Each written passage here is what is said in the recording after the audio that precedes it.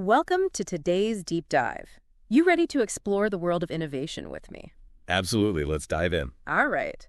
Today, we're going to be focusing on some seriously inspiring women from across the globe and, trying to figure out what makes them tick. Sounds fascinating. It is. We've got a really interesting mix of sources to guide us today. Okay, what were you looking at? Well, we've got this book, Innovactoras. It's full of interviews with all these incredible women sharing their stories and perspectives. We get the personal side of innovation.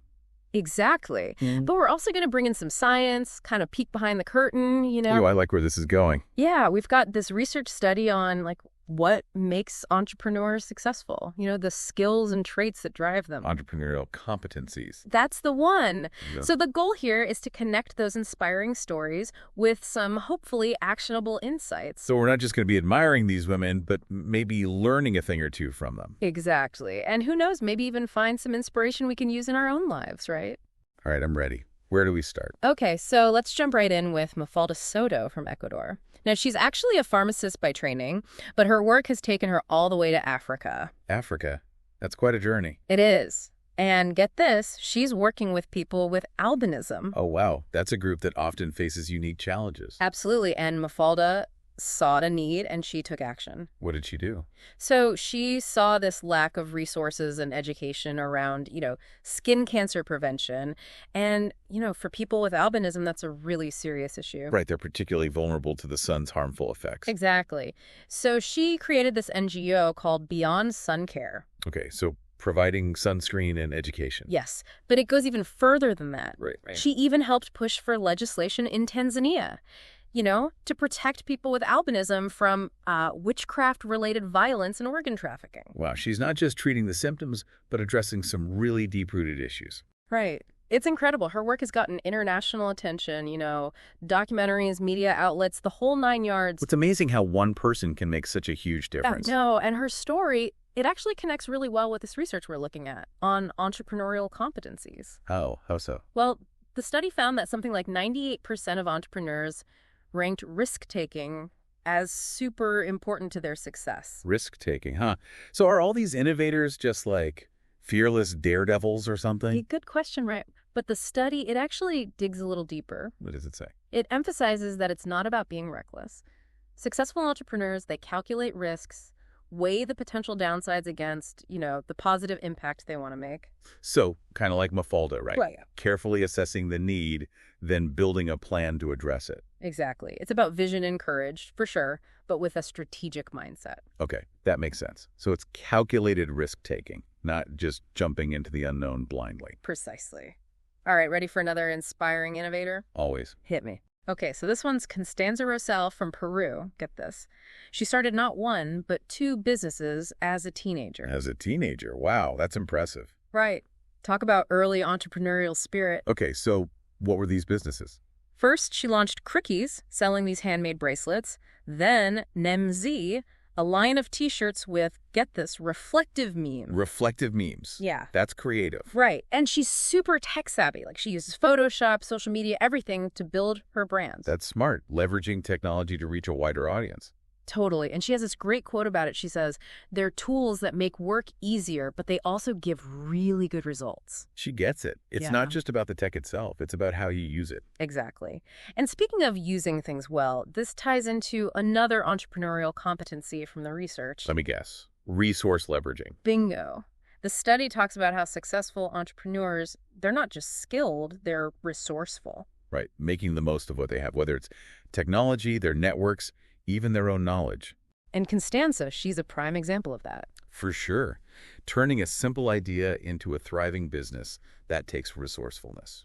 Okay, ready for a change of pace? Always. All right, let's head over to Kenya and meet Teresa Nyokabi.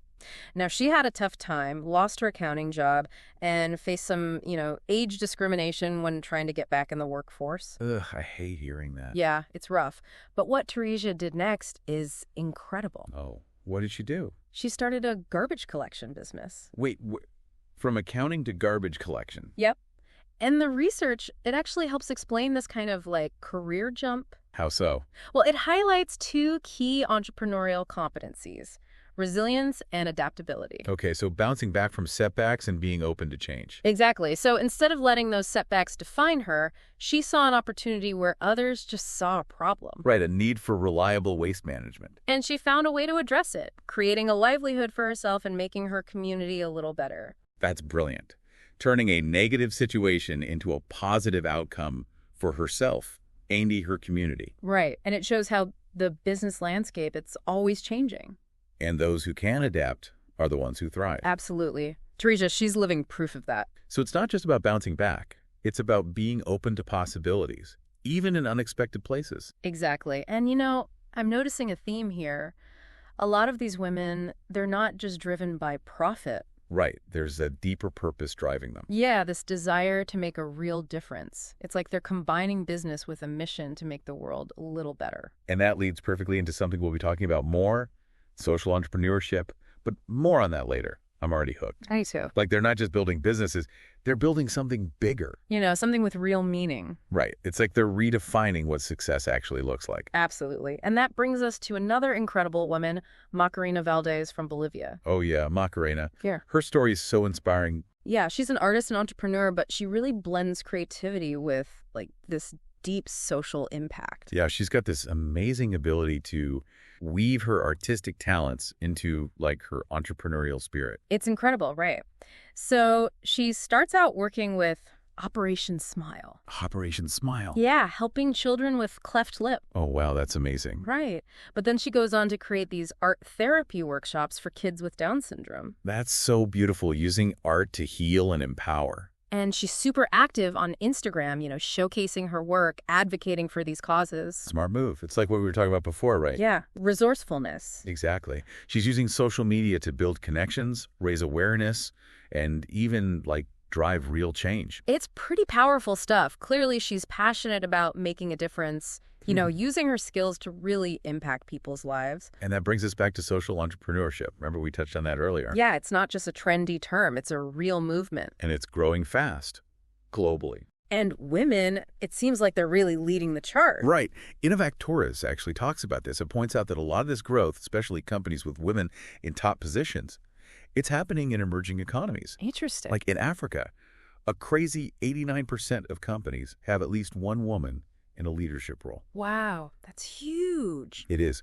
So yeah, it seems like there's this real shift happening, women lending business with this, social purpose. I love it. Okay, so speaking of social impact, often that goes hand in hand with a strong sense of community. Oh, totally.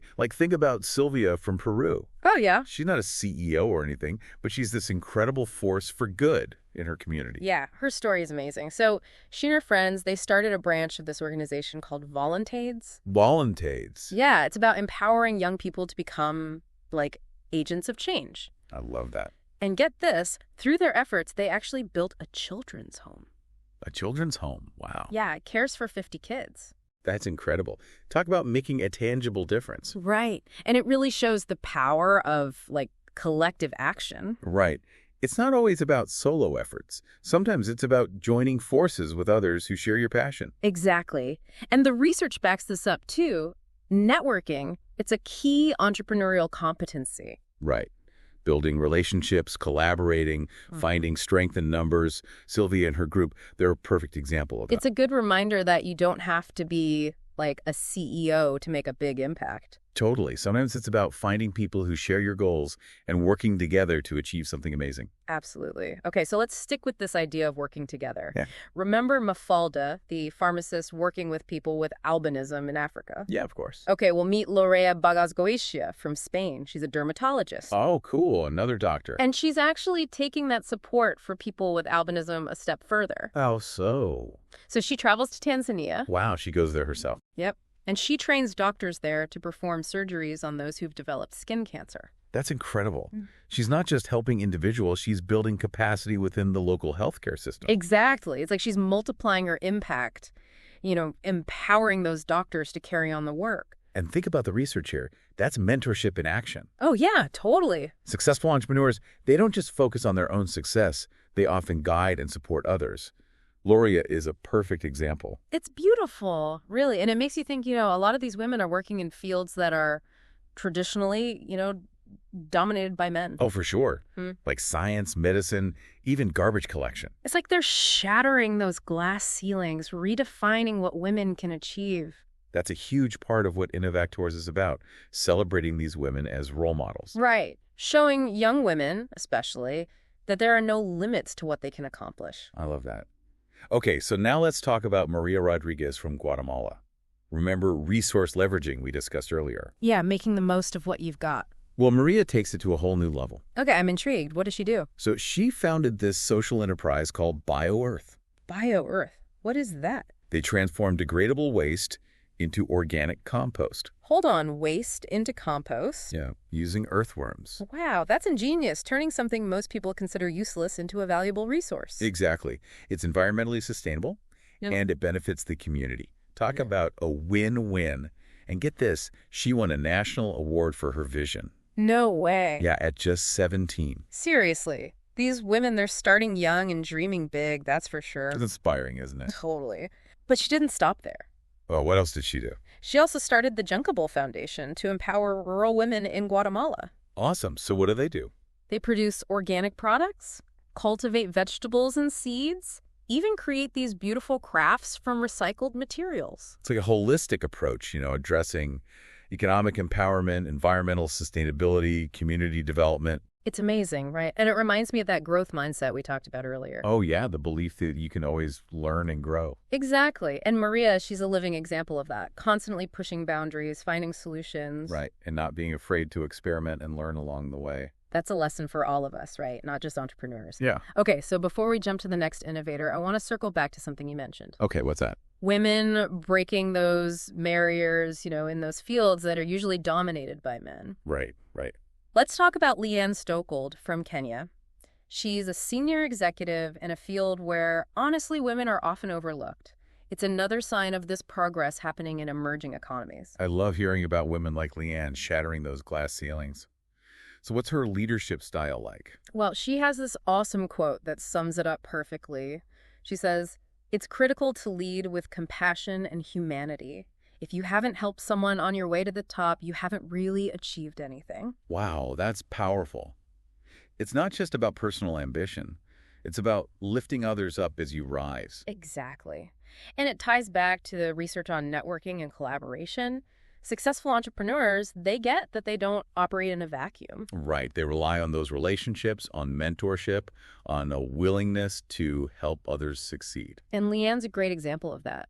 Using her position to advocate for others, creating opportunities. It's a good reminder of what true leadership is all about. It really is. Okay, so let's shift gears a bit. Have you ever thought about innovation in the legal field?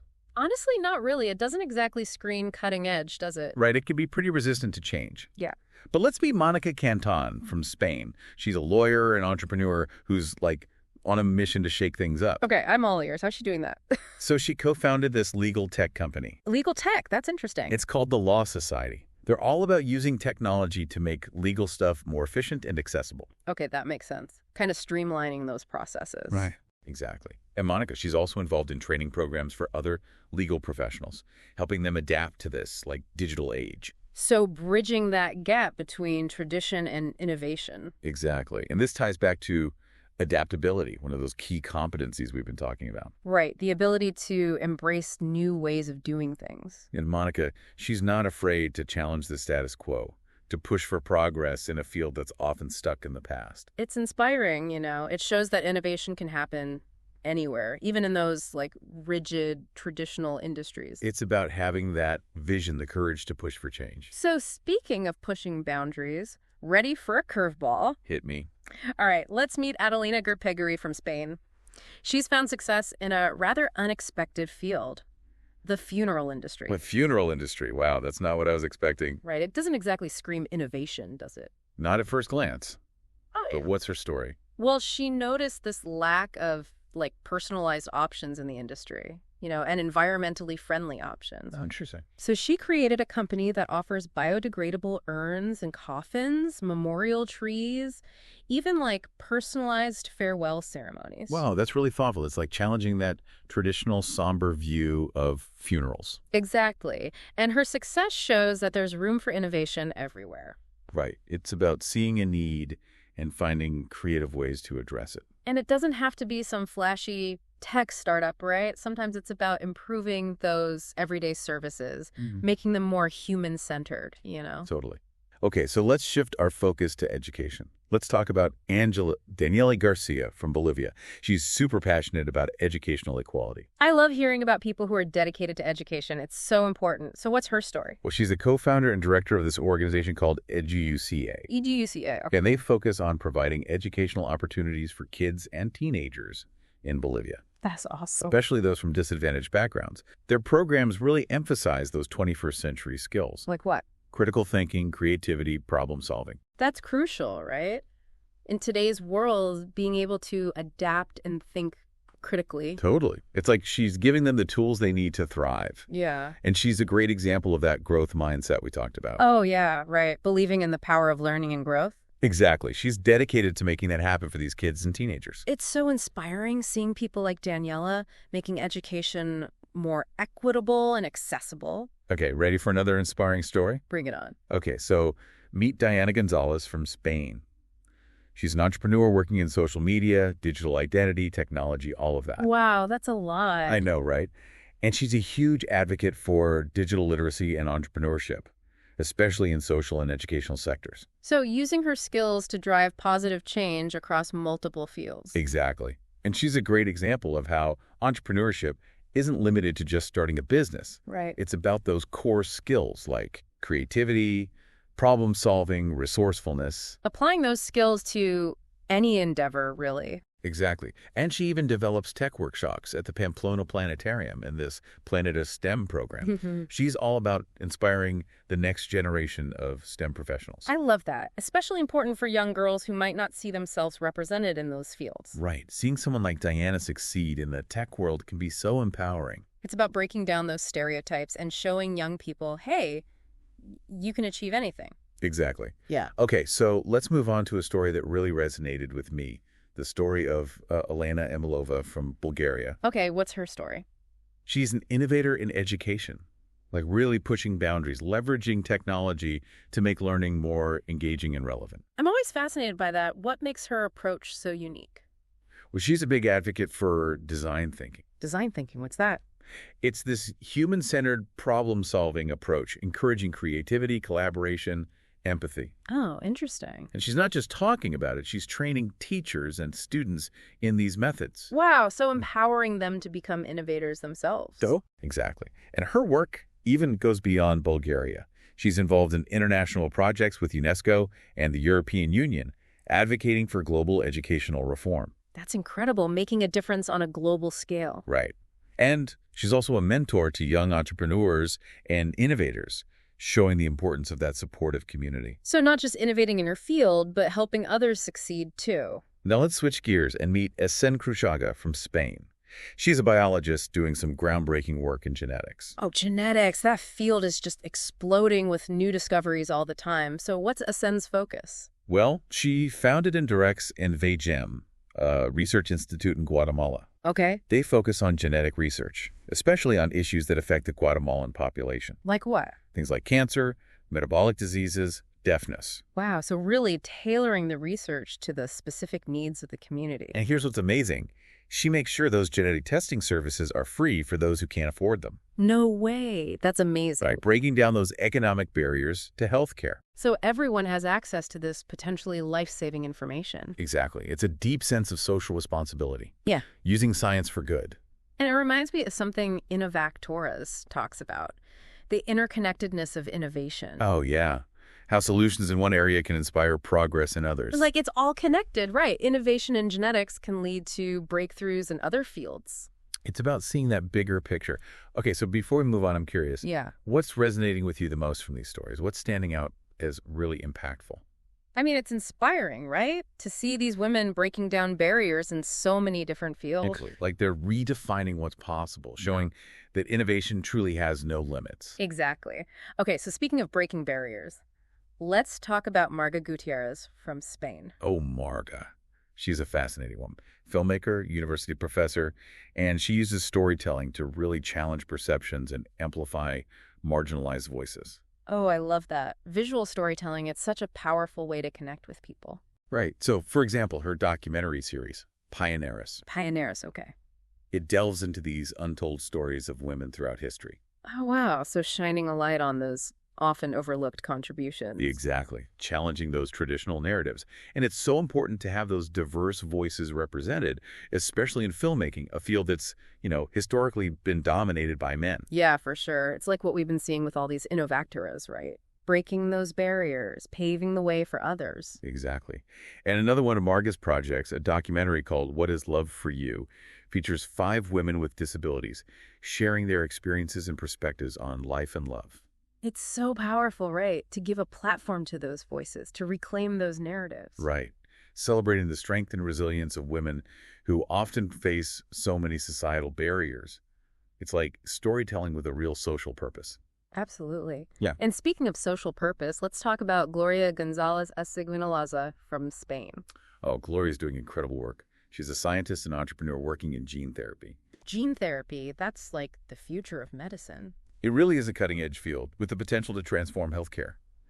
And Gloria's focus is on developing therapies for rare diseases. Rare diseases, those are often the ones that get overlooked, right? Unfortunately, yes. They often lack effective treatments. So Gloria and her team are trying to fill that gap. Exactly. And what I find so inspiring about Gloria is her dedication to translating those scientific discoveries into actual treatments. It's not just research for the sake of research. Right, it's about making a tangible difference in people's lives. And she's bringing hope to patients and families who often feel like they have nowhere else to turn. It's powerful stuff. And Gloria's work also highlights the importance of collaboration, which is something we've been talking about a lot today. Yeah, for sure. She brings together scientists, clinicians, business professionals, showing that innovation is rarely a solo effort. Right. It's about harnessing the collective intelligence of a team, like a symphony of different minds working towards a common goal. It's like those stories we heard about Sylvia and her friends creating that children's home, or even Lorea training doctors in Tanzania. They couldn't have done it alone. It takes a village, right? Absolutely. Now let's shift gears a bit and head to South America. Okay. Let's meet Graciela Esnaola, an Argentinian entrepreneur and educator who's revolutionizing how we think about learning. Innovations in education are always exciting. So what's so special about Graciela's approach? Well, she's a pioneer in bringing technology into the classroom, making learning more engaging, personalized, accessible for everyone. Love that. It's about using technology to level the playing field, right? Exactly. And her work has been crucial in bridging that digital divide, making sure students who are, say, in hospitals or receiving home-based education don't get left behind. It's about creating a more inclusive education system, which ties in perfectly with what we've been talking about with these Innovactoras, breaking down those barriers. Absolutely. And here's what's really interesting about Graciela. She sees failure not as a setback, but as part of the learning process. Well, I love that, like encouraging that growth mindset. Right. She promotes experimentation, taking risks, learning from those mistakes. It's such a powerful mindset shift. We don't always have to get it right on the first try. And that ties back to the research on adaptability and resilience. Successful entrepreneurs, they embrace failure as an opportunity to learn and grow. Okay, so ready for another inspiring entrepreneur from Argentina? Always. All right, let's meet Andrea Grobo Copatel. She's a pioneer in the furniture industry with a unique approach to design, customer service, and, get this, social responsibility. It's so great to see businesses proving that you can be successful and ethical at the same time. Right. It seems like more and more consumers want to support companies that align with their values. Absolutely.